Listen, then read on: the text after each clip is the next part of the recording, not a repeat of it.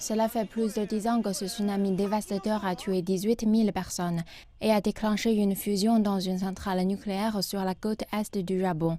Depuis, plus d'1 million de tonnes d'eau contaminée se sont accumulées dans la centrale. L'eau est stockée dans un millier de réservoirs géants, mais ils devraient atteindre leur pleine capacité l'année prochaine. L'opérateur de la centrale, Tokyo Electric Power, dit qu'il ne peut pas faire de progrès sur le déclassement nucléaire s'il doit continuer à construire plus de réservoirs. Il traite l'eau pour éliminer autant de radioactivité que possible conformément aux normes nationales de sécurité et ont l'intention de la libérer dans la mer. Nous nous assurerons d'assurer le niveau de sécurité bien au-dessus des normes réglementaires. Et le gouvernement mettra tous ses efforts dans des mesures contre la propagation de rumeurs néfastes non fondées. Le gouvernement affirme que le processus commencera dans 2 ans, mais il faudra des décennies pour le terminer. Le plan a le soutien de l'Agence internationale de l'énergie atomique, mais il est confronté à la condamnation des groupes environnementaux et de pêche japonais, ainsi que du grand public.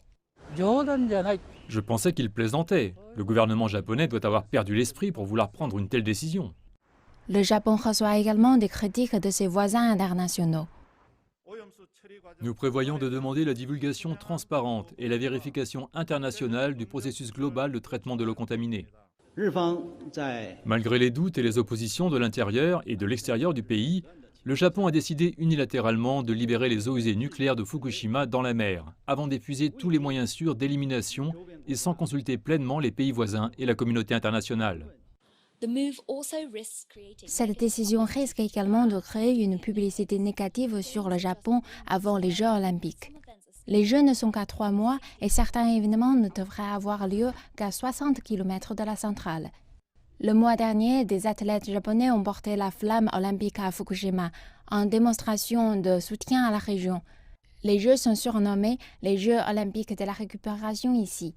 Mais avec les organisateurs également confrontés à un nombre croissant d'infections à la COVID-19, il y a des préoccupations que le dernier plan pour la centrale va encore freiner l'esprit de la récupération.